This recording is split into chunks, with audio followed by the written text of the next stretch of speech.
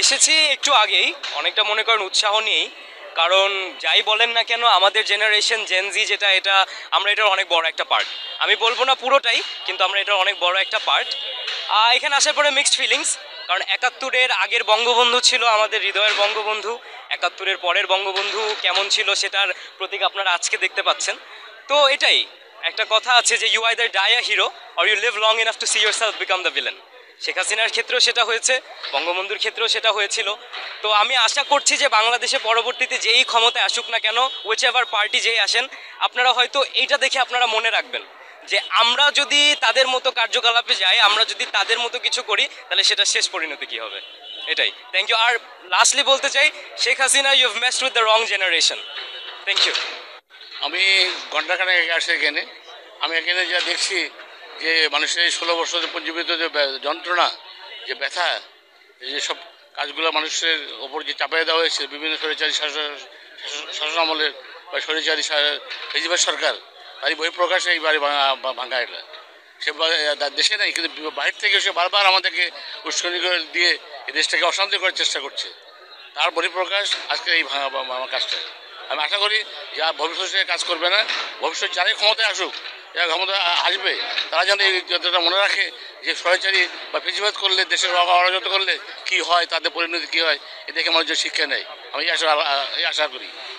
কাছে মনে হচ্ছে যে আসলে স্বৈরাচার বাড়ি ভাঙাটা ঠিকই আছে, কারণ অত্যাচার জুলুম মানুষকে এই 17 বছর অনেক নির্যাতন করেছে, সাধারণ মানুষ অনেক হয়রানি হয়েছে। এই বাড়িটা ভাঙা আমার যুক্তিতে ঠিক আছে। আমি যৌক্তিকতা দেখতেছি, কারণ ভবিষ্যৎ প্রজন্ম, আমাদের নতুন প্রজন্মরা দেখুক যে একজন স্বৈরাচার বা একজন দূষর, এরা এদের একটা শিক্ষা নেবে ভবিষ্যতে, যাতে পরবর্তী রাজনৈতিক দলগুলো এটা থেকে শিক্ষা নেবে যে এদেশে স্বৈরাচারী বা খুন গুম আয়না ঘর করে কেউ রক্ষা পাবে না, শেষ পর্যন্ত তাদের পরিণতি এরকমই হবে। আমরা চাই বাংলাদেশ থেকে এইসব দূষররা একদম চিরতরে স্বাধীন হয়ে যাক, এটাই। হ্যাঁ ধরেন আমি আসছি আধা ঘন্টা প্রায় আগে। আসলে আলহামদুলিল্লাহ এটাই দরকার ছিল। এটা ইতিহাস কাউকে রক্ষা করে না।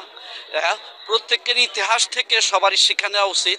শুধু স্বৈরাচারী সরকার যারা আছে, যে চলে গেছে, শুধু তা না, আমরা যারা আছি ভবিষ্যতে আমাদের জন্য শিক্ষা নিতে হবে সততার সাথে এবং আগে যেতে হবে। এটা আমাদের সবার দেশবাসীদের প্রতি আমাদের অনুপ্রেরণা।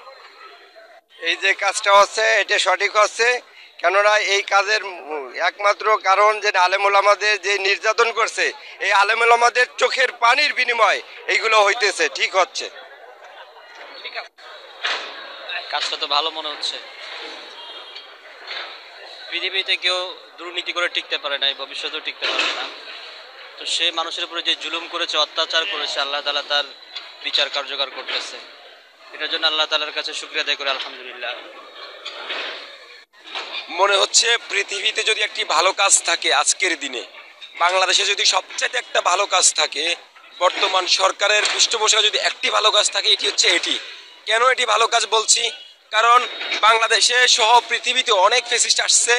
ফ্যাসিস্টদের যে একটি পতন করতে হয়, সেই পতনটা আমরা কিন্তু 5ই আগস্ট করতে পারিনি।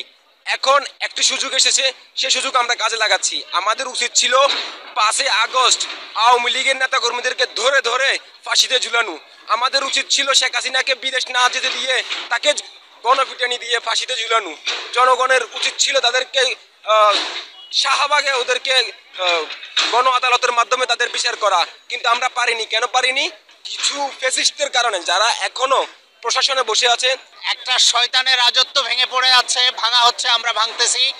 এটা আমরা চরম সৌভাগ্যের মনে করি, আমরা দেখতে পেরে চরম খুশি, চরম আনন্দিত।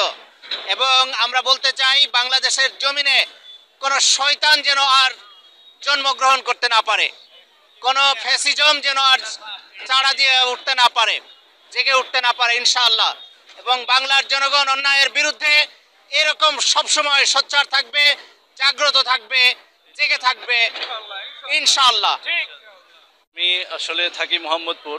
আমি রাত্রি সংবাদ পেয়েছি, তো সকালে ফজর নামাজ পড়ে আসছি শুধুমাত্র দেখার জন্য যে আল্লাহ তাআলা পৃথিবীতেই যারা জুলুম অত্যাচার করে মানুষের প্রতি, তাদের একটা দৃষ্টতা এবং দৃষ্টান্ত আল্লাহ তাআলা দেখাচ্ছেন, যেন পরবর্তী জেনারেশন এর থেকে শিক্ষা গ্রহণ করে। আল্লাহ তাআলা পবিত্র কোরআনে বলেছেন, ইন্না ফি যালিকা লাইবরাতাল লিউলিল আবসার।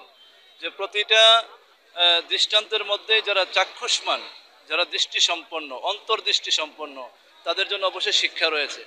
তো আমরা আশাবাদী এর মধ্যে পরবর্তী যারা নির্বাচন করবেন, যারা ক্ষমতায় আসবেন, যে আসুক, তারা যেন এর থেকে শিক্ষা গ্রহণ করে এবং বাংলাদেশের মানুষকে যেন একটি শান্তি এবং সুখের বাংলাদেশ উপহার দেয়।